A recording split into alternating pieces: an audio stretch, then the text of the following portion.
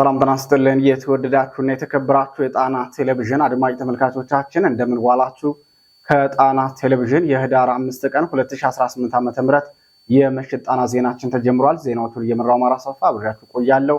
በቅድሚያም አርዕስተ ዜናዎቹን እናስቀድማለን። ፋኖ በአራቱም ቀጠና ታላቅ ድል እያደረገ ቀጥሏል። በዛሬው ዕለት በጎጃምና በጎንደር የተደረጉ ተጋድሎዎች ምን ይመስላሉ? በወሎ ቀጠና የብልጽግናውን ሰራዊት አዛዥ ላሊበላ ላይ በቁጥጥር ስር የዋለው የአማራ ፋኖ ብሔራዊ ኃይል በጎጃምና በጎንደር ያደረጋቸውን ተጋድሎዎችም ታላቅ ድል መጎናጸፉን አስታውቋል። ዜናችን በቀዳሚነት ያስደምጣችኋል። የአማራ ወጣት በብልጽግናው ስርዓት ላይ እያመረረ ነው። የአማራን ህዝብ ሲያስመርር የነበረን የወረዳውን ሚልሻ ኃላፊ እርምጃ የወሰደበት ወጣት ፋኖን ተቀላቅሏል። የህዝብ ጠላት ከሆነው ስርዓት ጋር ተሰልፈን ከምናገኘው ምቾት ይልቅ ከወገናችን ጋር ሆነን መከራን ብንቀበል ይሻለናል ብለው ያመኑ የስርዓቱ ሰራዊት አባላት ፋኖን ተቀላቅለዋል። ፋኖ አንድ ቢሆን ኑሮ ብልጽግናው ምንም ሰራዊት አይኖረውም ነበር ሲሉ የተናገሩት ፋኖን የተቀላቀሉት የሰራዊት አባላት የሰጡት ማብራሪያም በዜናችን ይደመጣል። የብልጽግናውን ሚኒስትር አዲስ አበባ ዩኒቨርሲቲ ውስጥ ያፋጠጠችው የአልጀዚራዋ ጋዜጠኛ በመጨረሻም የብልጽግናው ሚኒስትርና የቀድሞ አዲስ አበባ ዩኒቨርሲቲ ህግ ትምህርት ቤት መምህር የመንግስታቸውን የጦርነት ዝግጅት እንዲዘረግፉት አድርጋቸዋለች። ዜናችን ዝርዝር ያሰናዳበት መረጃ ነው፣ ይደመጣል። የአማራ ፋኖ ህዝባዊ ድርጅት በተከታታይ ባደረጋቸው ተጋድሎች ታላላቅ ወታደራዊ ድሎችን ተጎናጽፏል። በሸዋና በጎንደር የተገኙ ወታደራዊ ድሎችን የገለጸው የፋኖ መሪው እውነትም ፋኖ ይችላል ያስባሉ ተጋድሎች ነበሩ ብሏል። ዜናችን በዝርዝር የሚያቀርብላችሁ የተጋድሎ መረጃ ነው። አዲስ አበባ ዩኒቨርሲቲ ጉድ ይዞ መጥቷል። የኢዜማው መሪና የብልጽግናው ሚኒስትር ብርሃኑ ነጋ ባሳለፉት ውሳኔ መሰረት አዲስ አበባ ዩኒቨርሲቲ አደገኛ ውሳኔ ሊያሳልፍ መሆኑ ታውቋል። ይህን የትምህርት ሚኒስተሩን ትዕዛዝ አስመልክቶ በርካቶች ዳግማዊ ገነት ዘውዴ ሲሉ የጠሩት ሲሆን የዩኒቨርሲቲው መምህራን በበኩላቸው ጉዳዩ ጥቅምና ጉዳት እንዳለው ገልጸዋል። በዝርዝር የሚደመጥ መረጃችን ነው እና ጉዳት እንዳለው ገልጸዋል። በዝርዝር የሚደመጥ መረጃችን ነው።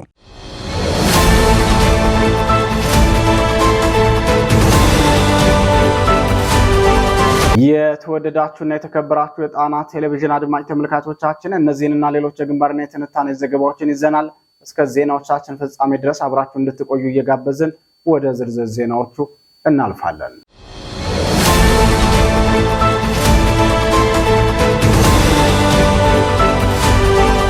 ወደ ቀዳሚው ዜናችን አመራን። ፋኖ በጎጃምና በጎንደር ዙሪያ ታላቅ ድል ተቀዳጀ።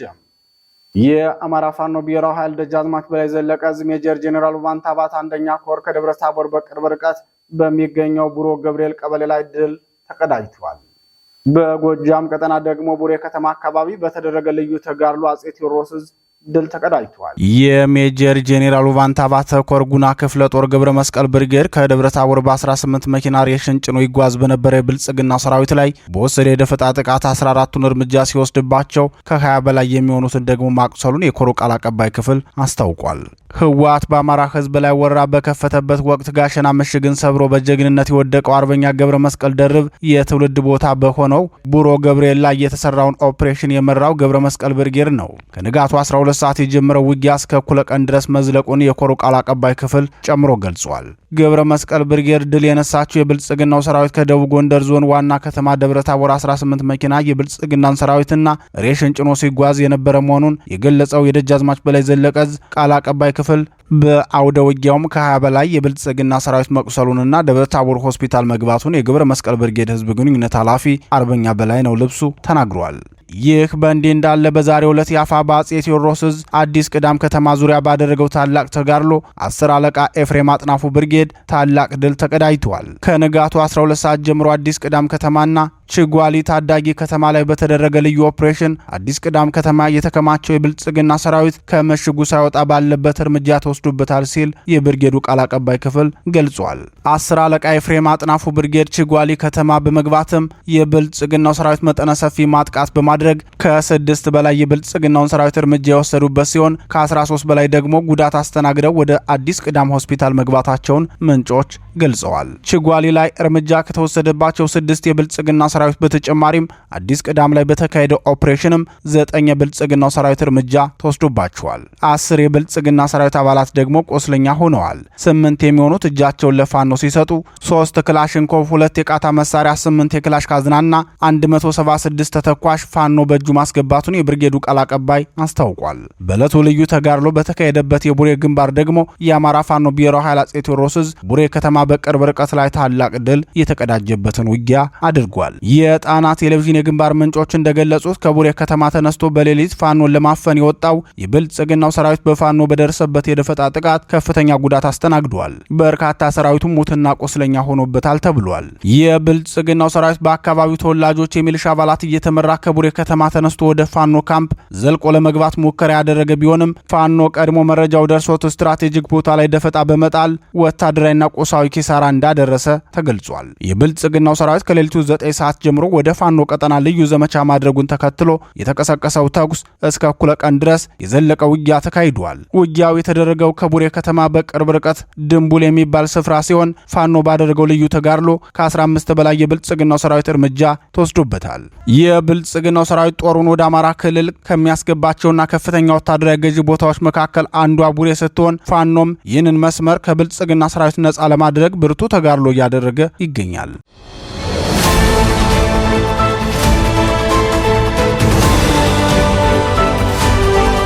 ወደ ተከታዩ ዜናችን እናልፋለን። የሚልሻ አዛዡ እርምጃ ሲወሰድበት ቀሪዎቹ ፋኖን ተቀላቀሉ። የብልጽግናው ሰራዊት በየቀኑ እየፈረሰ ፋኖን መቀላቀሉን ቀጥሏል። ወዲህ ደግሞ የባዲንን ሚልሻ ጠርናፊ እርምጃ የወሰደበት ወጣት ፋኖን ተቀላቅሏል። በሁለቱም መረጃዎች የተደናገጠው የባዲን ካድሬ ወጣቶችን በጅምላ እያፈሰ መሆኑ ታውቋል። የአማራ ፋኖ ብሔራዊ ኃይል አፄ ቴዎድሮስ ዕዝን የተቀላቀሉት የብልጽግናው ሰራዊት አባላት ስርዓቱ በአማራ ህዝብ ላይ እየፈጸመበት ያለውን ግፍ እያየን መቀጠል ስላልቻልን ከወንድሞቻችን ጎን ተሰልፈን ህዝባችን መካስ አለብን። የአማራ ህዝብ ጠላት ከሆነው ስርዓት ጋር ተሰልፈን ከምናገኘው ምቾት ይልቅ መከራ ከታወጀበት ወገናችን ጋር ሆነን ግፉን ብንካፈል ይሻለናል ብለን ነው የመጣ ነው ሲሉ ፋኖን የተቀላቀሉበትን ምክንያት ተናግረዋል። በዛሬው ዕለት የአፋባ አፄ ቴዎድሮስ ዕዝ 201ኛ ኮር 74ኛ ክፍለ ጦርን የተቀላቀሉት የስርዓቱ ጥምር ጦር አባላት አክለውም እኛ ብቻ ሳንሆን ሁሉም የአማራ ተወላጅ ለመውጣት ይፈልጋሉ። ነገር ግን ፋኖ አንድ አለመሆኑና የመንግስት ፕሮፓጋንዳም ስለሚያስፈራቸው ነው እስካሁን ሁሉም ወደ ፋኖ ያልተቀላቀሉት ብለዋል። በሌላ ዜና ሸዋ ላይ አንድ ወጣት የሲያደብርና ዋዩ ወረዳ የሚልሻ ጠርናፊው ላይ እርምጃ በመውሰድ የአፄ አምደ ጽዮን ኮር የራስ አበበ አረጋይ ክፍለ ጦርን ተቀላቀለም። በሸዋ ጠቅላይ ግዛት የሲያደብርና ዋዩ ወረዳ የሚልሻ ጠርናፊ የነበረውን አቶ ደረጀ ዘውዴ የተባለ የስርዓቱ ቀኝ እጅ እርምጃ ከወሰደ በኋላ ፋኖን የተቀላቀለው ወጣት ደምስ ንጋቱ ግለሰቡ በአማራ ህዝብ ላይ የዘር ማጥፋት ጦርነት የከፈተውን የብልጽግናን ስርዓት በታማኝነት ከማገልገሉም ባለፈ ወጣቶችን ያሰቃየና ያስገደለ ሰው ነው። ከዚህ ባለፈም በርካታ የከተማዋን ነዋሪዎች አስገድዶ ገንዘብ የሚቀበልና ልጆቻችሁን ለመከላከያ አምጡ ወይም ለኔ ገንዘብ ስጡኝና እንዳይወሰድባችሁ አደርጋለሁ እያለ ህዝብን ሲያስመርር የነበረ ሰው ነው ሲል ተናግሯል። የሚልሻ ጠርናፊውን እርምጃ ወስዶበት ፋኖን የተቀላቀለው ወጣት ደምስ ንጋቱ ይህን የወረዳችን የሚልሻ ጠርናፊ የነበረውን ግለሰብ የቀን ተቀን ውሎ ስከታተል ቆይቻለሁ። በመጨረሻም እርምጃ በመውሰድ ወደ ጀግኖቹ ወንድሞቼ ልቀላቀል ችያለሁ በማለት የፈጸመውን ጀብዱ ተናግሯል።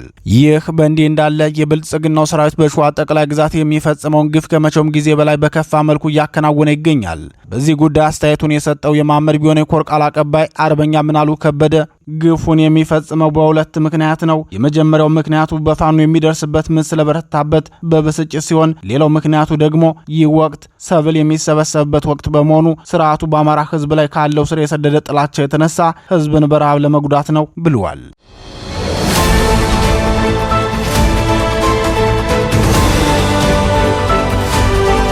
ክቡራትና ክቡራን ዜናዎቻችን እንደቀጠሉ ናቸው። የአልጀዚራዋ ጋዜጠኛና የብልጽግናው ሚኒስትር የብልጽግናው ስርዓት የአሰብን ጉዳይ ከምንም ነገር በፊት ቅድሚያ የሚሰጠው መሆኑን ውጭ ጉዳይ ሚኒስተሩ ጌዲዮን ጢሞቴዎስ በግልጽ ተናግረዋል። እኒሁ ሚኒስተር ከወር በፊት ደግሞ ኤርትራና ህወሓት ፋኖን ተጠቅመው ወጉን ብለው የተባበሩት መንግስታት ድርጅት አቤት ማለታቸው ይታወቃል። በብልጽግናው ሊቀመንበር ልዩ ትዕዛዝ የተቋቋመው ሆርን ሪቪው የሚባለው የብልጽግና ቲንክ ታንክ ግሩፕ አዲስ አበባ ዩኒቨርሲቲ ጋር በመሆን በፖሊሲ ጉዳዮች ላይ ትናንት ውይይት አካሂዶ ነበር።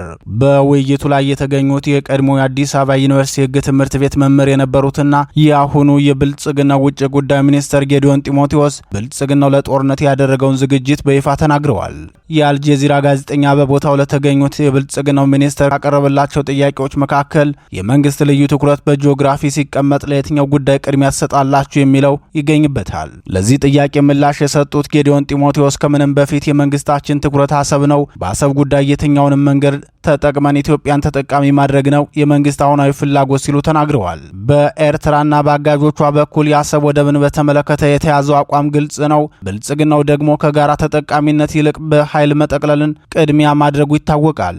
በአደባባይም እኛ የምንላችሁን ካልተቀበላችሁ ጦርነቱ ይጀምራል። ጦርነቱ ከተጀመረ ደግሞ ውጤቱ ምን ሊሆን እንደሚችል የሚታወቅ ነው። የዩክሬንን ፓላስታይንን አይታችሁ ትምህርት ውሰዱ፣ ማንም መጥቶ አይሞትላችሁም ሲሉ የብልጽግናው ሊቀመንበር በኤርትራ ላይ ዛቻ ማስተላለፋቸው ይታወሳል። የኤርትራው ፕሬዝዳንት ኢሳያስ አፈወርቂ በበኩላቸው ብልጽግና የተባበሩት አረብ ኤሚሬቶችን አጀንዳ ተሸክሞ በመምጣት አፍሪካ ቀንድን ሊበጠብጥ የተነሳ ቡድን ነው ሲሉ መናገራቸው አይዘነጋም። ሰሞኑን በአስመራ ለተገኙት የተባበሩት መንግስታት ድርጅት የአፍሪካ ቀንድ ልዩ መልእክተኛ ጓን ኮንግ የአፍሪካ ቀንድን ሰላምና መረጋጋት ለመፍጠር አዲስ መንገድን ተጠቀሙ፣ ምክንያቱም በቀጠናው ያሉ ተቋማትና ድርጅቶች በሌሎች ኃይሎች የሚዘወሩ ሆነዋል ሲሉ መናገራቸውን በትናንት ምሽት ዜናችን ማቅረባችን አይዘነጋም። እነዚህን ሁነቶች በመመልከት ዶክተር ጌዲዮን ጢሞቴዎስ ለአልጀዚራ ጋዜጠኛ በየትኛው መንገድ ቢሆን የመንግስታችን ቀዳሚ ትኩረት አሰብ ነው ሲሉ የተናገሩት የብልጽግናው መንግስት ለጦርነት ያለውን ዝግጁነት አስታውቀዋል። የውጭ ጉዳይ ሚኒስተሩ ኢትዮጵያ ከኤርትራ መገንጠል በፊትና በኋላ በአሰብ ወደብ ላይ ባፈሰሰችው ከፍተኛ ሀብት ምክንያት አሰብ በፌዴራል መንግስት በዋነኛነት ቅድሚያ የሚሰጠው ጉዳይ ነው ብለዋል።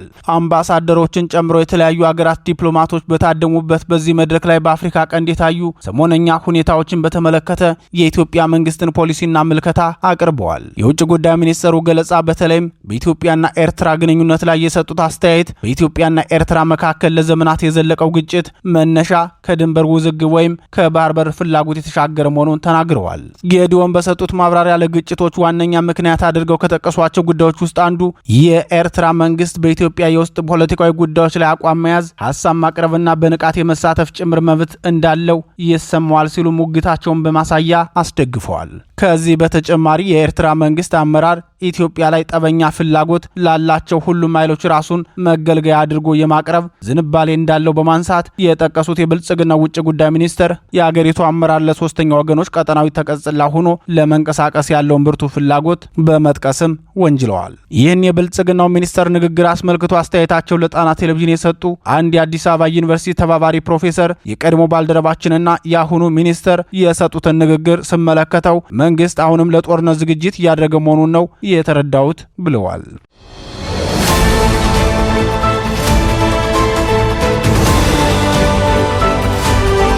ክቡራትና ክቡራን የጣና ቴሌቪዥን አድማጭ ተመልካቾቻችን የህዳር 5 ቀን 2018 ዓ.ም የምሽት ጣና ዜናችን አሁንም እንደቀጠለ ነው። አፋድ በሸዋና በጎንደር ወታደራዊ ድል ተቀዳጀ። የአማራ ፋኖ ህዝባዊ ድርጅት ሸዋ ጠቅላይ ግዛት እዝና በጎንደር ጠቅላይ ግዛት ታላቅ ድል መቀዳጀቱን አስታወቀ። የአፋድ ምክትል ቃል አቀባይ አርበኛ አበበ ሙላት በሁለቱ ጠቅላይ ግዛቶች የተገኙ ድሎችን አስመልክቶ ሲገልጽም እውነትም ፋኖ አሸናፊ መሆኑን ያስመሰከሩ ድሎች ናቸው ብለዋል። በሸዋ ጠቅላይ ግዛት የተገኘውን ድል የገለጸው አርበኛ አበበ ሙላት በተጉለት አውራጃ ሞጃና ወደራ ወረዳ ታምረ ማርያም፣ ድንሽቅ መገንጠያ፣ ዋሻ መድኃኔዓለም አካባቢ፣ አቧራ፣ ግራራምባ፣ ኮረምቲት፣ ደብተሮች፣ አባሃጉርና ሳማጉር በተባሉ 8 ቦታዎች ካገዛዙ 103ኛና 104ኛ ክፍለ ጦሮች ህዳር 4 2018 ዓ.ም በከባድ ሁኔታ የተፋለመው ጀግናው የመሐመድ ቢሆነ ኮር የደጃዝማች ተሰማ እርገጤ ክፍለ ጦር አስቴ ጉማ ተራራ ክፍለ ጦር ብሩኬ ደምሴ ሻለቃ በቀጠናው ላይ ያለው የአርበኞች ጦር ሰገነት ብርጌድ ከፍተኛ ድል ተቀዳጅቷል ብለዋል። በዚህ የተደናገጡት ያገዛዙ የጦር መሪዎች ሰላ ድንጋይ ያለው 103ኛ አየር ወለድ ኮማንዶ በአጋዥነት ቢልኩትም ምንም የተለየ ውጤት ሳይገኝ ሁለቱም ከፍተኛ ጉዳት ደርሶባቸው ወደ መጡበት በሽንፈት መመለሳቸውን አርበኛ አበበ ተናግረዋል። የአፋድ ጎንደር ጠቅላይ ግዛት ህዝብ በበኩሉ ከህዳር 2 ቀን 2018 ዓ.ም ጀምሮ በጋይንትና ጎራባች ወረዳዎች ከአገረ ገነት እስከ ታጥሮ በር ድረስ በነበሩ አውደ ውጊያዎች በተደረጉ ፊልሚያዎች የ206ኛ ከፍ ያለው ደሴ የኮር አካል የሆኑት ጀግናው የኮሩ ተወርዋሪ ኃይል፣ ጀግናው የአንበሳው ጋይንት ክፍለ ጦር፣ ጀግናው የተራራው ራስ ጉና ክፍለ ጦር በጥምር በሰሯቸው ኦፕሬሽኖች በአገዛዙ ጦር ላይ መጠነ ሰፊ ጉዳት ማድረሱን የአፋድ ምክትል ቃል አቀባይ አርበኛ አበበ ገልጿል። አርበኛ አበበ አክሎም የጄኔራል ኃይሌ ዘውባንተ ክፍለ ጦር በበኩሉ በስማዳ ወረዳ ሰሞኑን በተደረጉ ውጊያዎች የኳሳ ቀጠና አስደማሚ ድሎችን ተቀዳጅቷል ብሏል። በሁለቱ ቀጠናዎች የተደረጉ ተጋድሎችንና የተገኙ ድሎችን አስመልክቶ የአፋድ ምክትል ቃል አቀባይ ለጣና ቴሌቪዥን ቴሌቪዥን ያደረሰውን መረጃ ተከታትለን እንመለስ። ሰላም ጤና ይስጥልኝ። እንዴት ከረማችሁ? በቅድሚያ እነዚህን የግንባር አውደ ውሎች እንዳቀርብ በሚዲያችሁ ስለጋበዛችሁኝ በታላቁ የአማራ ህዝብና የአማራ ፋኖ ህዝባዊ ድርጅት እንዲሁም በዚህ ትግል ጀግኖች ሰማዕታት ስም ላቅ ያለ ምስጋናን እያቀረብኩ ወደ ዝርዝር የግንባር አውደ ውሎች አልፋለሁ። የአማራ ፋኖ ህዝባዊ ድርጅት የህዳር 5 2018 ዓ.ም የአውደ ውጊያ ውሎ በሸዋና በጎንደር ደማቅ ድሎች ተመዘገቡ። የተሸነፈው የአገዛዙ ጦር ንጹሐን ገበሬዎችን አጠቃ። በሸዋ ጠቅላይ ግዛት በተጉለት አውራጃ ሞጃና ወደራ ወረዳ ታምረ ማርያም ድንሽቅ መገንጠያ ዋሻ መድኃኔ ዓለም አካባቢ እንዲሁም አቧራ፣ ግራራምባ፣ ኮረምቲት፣ ደብተሮች፣ አባሃጉርና ሳማጉር በተባሉ 8 ቦታዎች ከአገዛዙ የ103ኛና የ104ኛ ክፍለ ጦሮች ህዳር 04 2018 ዓ.ም በከባድ ሁኔታ የተፋለመው የአማራ ፋኖ ህዝባዊ ድርጅት ሸዋ ጠቅላይ ግዛት እዝ አካል የሆነው መሐመድ ቢሆነ ኮር ጀግናው ደጃዝማች ተሰማ እርገጤ ክፍለ ጦር አስቴጎማ ተራራ ክፍለ ጦር ብሩኬ ደምሴ ሻለቃ በቀጠናው ላይ ያለው የአርበኞች ጦር ሰገነት ብርጌድ ከሌሊቱ 7 ሰዓት አንስቶ እስከ ቀኑ 7 ሰዓት ከጠላት ጋር ባደረገው አስጨራሽ ውጊያ ከደብረ ብርሃን ተነስቶ በመጀመሪያ ወደ ውጊያ የገባው የአገዛዙ 104ኛ ኮማንዶ አየር ወለድ ወደ ተዘጋጀለት ሞት ቀጠና ስቦ ከፍተኛ ጉዳት አድርሶበታል። በዚህ የተደናገጡት የአገዛዙ ጦር መሪዎች ሰላ ድንጋይ ያለውን የ103ኛ አየር ወለድ ኮማንዶ በአጋዥነት ቢልኩትም ምንም የተለየ ውጤት ሳይገኝ ሁለቱም ከፍተኛ ጉዳት ደርሶባቸው ወደ መጡበት በሽንፈት ተመልሰዋል። የተመታውን የ104ኛ አየር ወለድ ኮማንዶ ለመርዳት የደረሰው የ103ኛ አየር ወለድ ኮማንዶ ክፍለ ጦር በደረሰበት ጉዳት ተበሳጭቶ ወደ ኋላ እየተመለሰ ባለበት ጊዜ የገበሬዎችን የተሰበሰበ ሰብልና ቤት ንብረታቸውን በአብሪ ጥይት አቃጥሎ የተለመደውን የጦር ወንጀል ፈጽሟል። በአውደ ውጊያው በጠላት ላይ የደረሰው ጉዳት እየተጣራ ይገኛል። የአማራ ፋኖ ህዝባዊ ድርጅት ሸዋ ጠቅላይ ግዛት እዝ ልዩ ዘመቻ ኦፕሬሽናል ቡድን ደግሞ ህዳር 04 2018 ዓ.ም በመንዝና ግሻ አውራጃ ሞላሌ ከተማ የሚገኙ ወታደራዊ ኢላማዎችን ለመምታት ወደ ከተማዋ ሰርገው በመግባት በተሰራው አስደማሚ ኦፕሬሽን 6 ያገዛዙ ወታደሮች ከባድ ቁስለኛ ሲሆኑ 2 የተለየ ስልጠና አላቸው የሚባሉ ኮማንዶዎች ደግሞ ሙት መሆናቸውን ይህ መግለጫ እስከወጣበት ጊዜ ተረጋግጧል። በተመሳሳይ የዚህ የእዙ ልዩ ዘመቻ ኦፕሬሽናል ቡድን ሌላኛው አካል በይፋትና ጥሙጋ አውራጃ ደብረ ሲና ከተማ ህዳር 4 2018 ዓ.ም ሰርገው በመግባት የአገዛዙ አየር ወለድ ላይ ባደረሱት ድንገተኛና መብረቃዊ ጥቃት 2 የአገዛዙ ተዋጊዎች ተደመሰሱ፣ 5ቱ ደግሞ ከባድ ቁስለኛ ሆነዋል። በዚህ በሸዋ ግንባር የአማራ ፋኖ ህዝባዊ ድርጅት ሸዋ ጠቅላይ ግዛት እዝ አጼ አምደ ጽዮን ኮር አካል በሆነው ጀግናው አጼ ዳዊት ክፍለ ጦር ህዳር 4 2018 ዓ.ም ከሌሊቱ 8 ሰዓት ላይ ወታደራዊ ኢላማዎች ላይ ብቻ አነጣጥሮ በሸዋ ጠቅላይ ግዛት መራቤት አውራጃ በሚዳና ሬማ ወረዳ ሬማ ከተማ ዙሪያ በተሰራ ልዩ የከተማ ውስጥ ኦፕሬሽን 5 የሚኒሻ አመራሮች ከነ ትጥቃቸው በቁጥጥር ስር የዋሉ ሲሆን ስማቸውና ማዕረጋቸው ይህን ይመስላል። አንደኛ በሸዋ አባቢ ዋና ሻለቃ መሪ፣ ሁለተኛ አባቡ ዘለቀው ምክትል ሻለቃ መሪ፣ ሶስተኛ በለጠ መስፍን ሻምበል መሪ፣ አራተኛ እንዳዘነው ግርማ ጋንታ መሪ፣ አምስተኛ በላይ ከፋለ ጋንታ መሪ። ምርኮኞቹ የዓለም አቀፍ ሕግን በጠበቀ መልኩ ወደሚቆዩበት ስፍራ ተወስደዋል። እነዚህም ሆኑ ሌሎች በድርጅታችን እጅ ያሉ ምርኮኞች ከዓለም አቀፉ ቀይ መስቀል ጋር በሚደረግ ግንኙነት ሰብአዊ መብታቸው ተጠብቆ ዕጣ ፋንታቸው ይወሰናል። የአማራ ፋኖ ህዝባዊ ድርጅት ጎንደር ጠቅላይ ግዛት እዝ ህዳር 2 2018 ዓ.ም በጋይንትና አጎራባች ወረዳዎች ከሀገረ ገነት እስከ ታጥሮ በር ድረስ በነበሩ አውደ ውጊያዎች በተደረጉ ፍልሚያዎች የ206ኛ ከፍ ያለው ደሴ ኮር የዚህ ኮር አካል የሆኑት ጀግናው የኮሩ ተወርዋሪ ኃይል፣ ጀግናው የአንበሳው ጋይንት ክፍለ ጦር፣ ጀግናው ተራራው ራስ ጉና ክፍለ ጦር በጥምር በሰሯቸው ኦፕሬሽኖች በአገዛዙ ጦር ላይ ሰፊ ጉዳት እንዲደርስበት ሆኗል። በደንጓጥ ጉሃ እስላም ቀብር ፈላሽት ከአፋፍ መንደር እስከ ጉሃ ኪዳነ ምህረት በተደረጉ አስደማሚ የጀግንነት ትንቅንቆች የአገዛዙ ጦር ከብቤዋለሁ ያለው ሻምበል አጥናፉ ብርጌድ ከአደጋ ቀጠና ለማውጣት የኮር የክፍለ ጦር አመራርና የሰራዊታችን አባላት እኔ ልቅደም በሚል የወንድማማችነት ስሜት የጠላትን ውጥን አምክነው ወገንን ነፃ አውጥተዋል።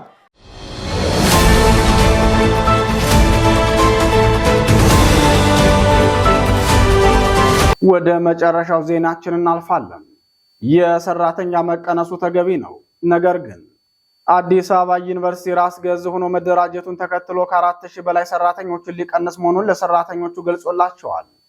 የሰራተኛ ቀነሳ የሚደረገው አብዛኛው ከአስተዳደር ሰራተኞች መሆኑንም የጣና ቴሌቪዥን ምንጮች ተናግረዋል። አንጋፋው የአዲስ አበባ ዩኒቨርሲቲ ከ4000 በላይ ሰራተኞችን ሊያሰናብት እንደሆነ ለሰራተኞቹ ያሳወቀ ሲሆን አስቀድሞም ቢሆን ለሰራተኞቹ ማስፈረሙን የጣና ቴሌቪዥን ምንጮች ተናግረዋል። አስቀድሞም ቢሆን አሳውቀናል፣ ተቋሙ ከሚያስፈልገው በላይ ሰራተኛ ስላለና ዩኒቨርሲቲውም ራስ ገዝ ስለሆነ የሰራተኛ ቅነሳ እንደሚያደርግ የሚጠበቅ ነበር ብለዋል። ዩኒቨርሲቲው ስራ በማፈናቀሉ በሰራተኞች ላይ ከባድ ማህበራዊና ኢኮኖሚያዊ ቀውስ እንደሚፈጠር በአግባቡ ይገነዘባል። በመሆኑም በተቻለ መጠን ከስራ መፈናቀሉ እንዲቀነስ ወይም የሚያደርሰው አሉታዊ ተጽዕኖን በመቀነስ ረገድ ስራዎች ይሰራሉ ሲል ዩኒቨርሲቲው ለሰራተኞች የሰጠው ሰነድ ያመላክታል። ለጣና ቴሌቪዥን አስተያየታቸውን የሰጡት የዩኒቨርሲቲው መምህር የሰራተኛ ቅነሳው ዓላማ ተቋሙን ለማሳደግ ከሆነ ተገቢ ነው፣ ነገር ግን ስጋታችን የሰራተኛ ቅነሳው ብሔርንና የፖለቲካ ውግንናን መሰረት ያደረገ ከሆነ እጅግ አሳሳቢ ነው ብለዋል። አስተያየት ሰጪው ሲቀጥሉም ዩኒቨርሲቲው የመንግስት በጀት ያስተዳድረው ስለነበረ ከበቂ በላይ ሰራተኞችን መያዙ ይታወቃል። ዩኒቨርሲቲው ውስጥ የመንግስት ሰላዮችን ጨምሮ በርካታ ሰራተኛ የተቀጠረው ለስራው አላስፈላጊ የሆኑት ጭምር ናቸው። ዩኒቨርሲቲው ራስ ገዝ መሆኑ ይህንን ሁሉ ወጪ መሸፈን ስለማይችል የሰራተኛ ቅነሳ እንደሚያደርግ አስቀድሞም የሚጠበቅ ነበር የምንለው በዚህ ምክንያት ነው በማለት ተናግረዋል። ሌላው አስተያየት ሰጪ በበኩላቸው አስቀድሞም ቢሆን ለሰራተኞች የሚከፈለው ደሞዝ አነስተኛ ነበር። በዚህ የኑሮ ውድነት ይችኑ አነስተኛ ደሞዝም የመቀማት ያህል ነው የሰራተኞች ቅነሳ የተደረገው። ዩኒቨርሲቲው ራስ ገዝ ሆኖ ሲደራጅ ሰራተኞችን መሸከም ሊከብደው ስለሚችል የሰራተኛ ቅነሳ ሲደረግ ሰራተኞቹ ተገቢው ካሳና የስራ ቦታ ሊመደቡ ይገባል ሲሉ ገልጸዋል። ይህ በእንዲህ እንዳለ የብልጽግናው ስርዓት የመንግስት ሰራተኞችንና የአገሪቱን ዜጎች በከፋ ሁኔታ እየበደለ መሆኑን የህዝብ እንባ ጠባቂ ተቋም አጋልጧል። እንባ ጠባቂ ተቋሙ ዛሬ ይፋ ባደረገው መረጃ 83 በመቶ የአስተዳደር በደል አቤቱታዎች በመንግስት ተቋማት ላይ መቅረባቸውን አስታውቋል። የኢትዮጵያ ህዝብ እንባ ጠባቂ ተቋም በ2018 ዓ.ም የሩብ ዓመት የሥራ ግምገማ ሪፖርቱን ይፋ ሲያደርግ በሩብ ዓመቱ ባከናወነው የምርመራና ክትትል ስራ 83 በመቶ የአስተዳደር በደል አቤቱታ በብልጽግናው ተቋማት ላይ የቀረቡ መሆኑን ገልጿል። ቁጥጥር ከተደረገባቸው በሐረሪ፣ በቤኒሻንጉል፣ በጋምቤላ፣ በደቡብ ኢትዮጵያና በትግራይ ክልላዊ መንግስት ከተሞች በሚገኙ መስሪያ ቤቶች ላይ ቁጥጥር አካሂጃለሁ። በአስተዳደር በደል ምርመራና ማረም በሩብ ዓመቱ 750 አቤቱታዎች ለመቀበል ቢያቅድም 431 አቤቱታዎችን መቀበሉን አሳውቋል። በዚህም 18181 ሰዎች የአስተዳደር በደል ተፈጽሞባቸው አቤቱታቸውን ለኢትዮጵያ ህዝብ እንባ ጠባቂ ተቋም አቅርበዋል።